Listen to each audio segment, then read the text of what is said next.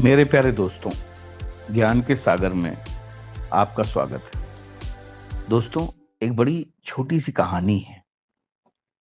एक बार भगवान दुविधा में पड़ गए। कोई भी मनुष्य जब मुसीबत में पड़ता तो भगवान के पास भागा भागा आता और उन्हें अपनी परेशानियां बताता, उनसे कुछ न कुछ मांगने लगता। ये प्रक्रिया चालू हो गई।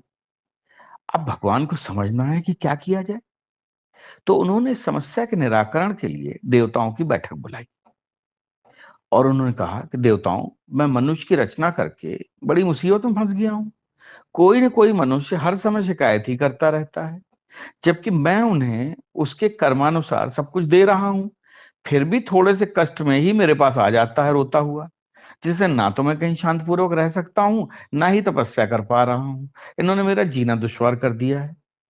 आप लोग मुझे कृपया ऐसा स्थान बताएं जहां मनुष्य नाम का प्राणी कदापि ना पहुंच सके और मैं शांति से अपनी तपस्या कर सकूं, जब तक ध्यान कर सकूं और इनकी जो रोज रोज की जो रोना धोना है उसको ना सुनूं। अब प्रभु के विचारों का आदर करते हुए देवताओं ने अपने अपने विचार प्रकट किए। गणेश जी ने कहा कि प्रभु, आप हिमालय पर्वत की चोटी पे चले जाएं, वहां पे मनुष्य जो है नहीं पहुंच पाएगा। भगवान ने कहा, यह स्थान तो मनुष्य की पहुंच में है, वहां पहुंचने में उससे ज्यादा समय नहीं लगेगा। इंद्रदेव ने कहा कि प्रभु, आप हो सके तो किसी महासागर में चले जाएं। फिर वही वरुण देव बोले, पहले कि आप जो है अंतरिक्ष में चले जाइए, वहां तो मनुष्य नहीं पहुंच पाएगा।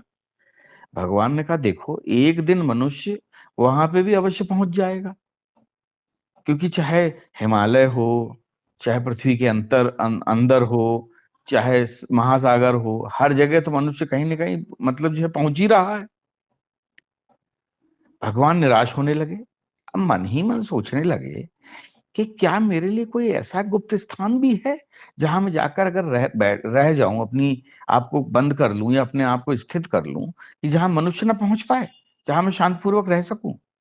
फिर लास्ट में सूर्यदेव बोले, प्रभु, आप ऐसा करें कि मनुष्य के हृदय में बैठ जाएं।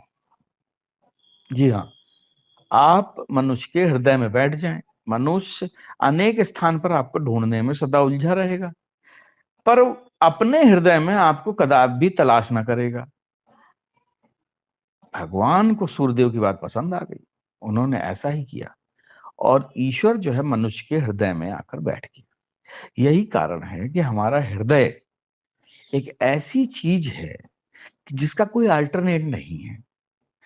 आपकी कोई भी अंग जो है अगर खराब हो जाए, कट जाए, गिर जाए या किसी कारण से बंद पड़ जाए तो काम चल जाता है। लेकिन अगर हृदय कहते नहीं कि 5 सेकंड के लिए भी बंद हो जाए तो बस राम नाम सत्य हो जाता है। आपको पता है हमारे हृदय में इतनी ऊर्जा होती है कि 50 मिलीवाट का बल्ब जो है हम इससे आसानी से जला सकते हैं। और इसीलिए हृदय ही पंपिंग करके हमारे शरीर में जो नाड़ियां हैं 3,96,000 किलोमीटर लंबी, उनको पूरे शरीर में हेड से लेकर टेल तक रक्त पहुंचाता है। दुनिया में अभी तक कोई भी ऐसा टुल्लू पंप नहीं बना है जो इतनी लंबी दूरी तक पानी टेल तक पहुंचा सके। लेकिन हमारा हृदय जो है इन धमनियों में से रक्त को एंड पॉइंट तक पहुंचा देता है। तो भगवान हृदय में बैठ गए।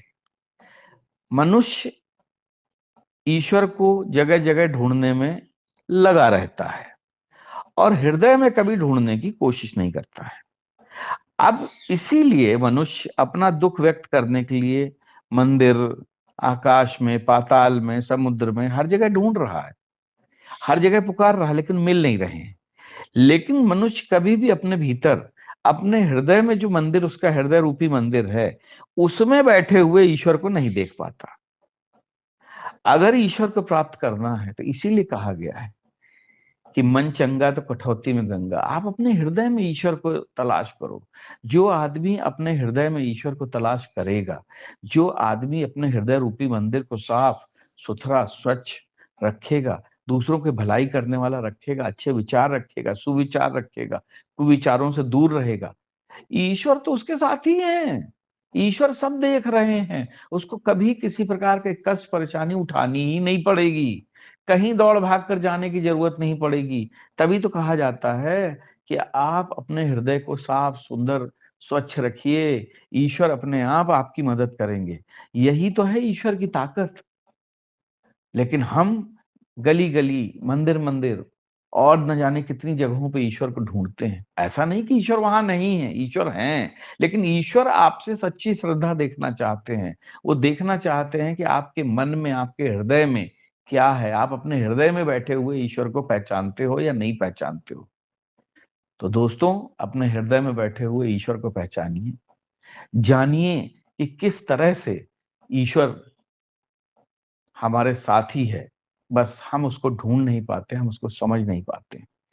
अगर आपको हमारा ये वीडियो अच्छा लगा हो, तो लाइक करें, सब्सक्राइब करें, साथ ही दूसरों से शेयर करें, ताकि हमारे सनातन धर्म का कारवां यूँ ही आगे बढ़ता चला जाए। जय हिंद, जय भारत।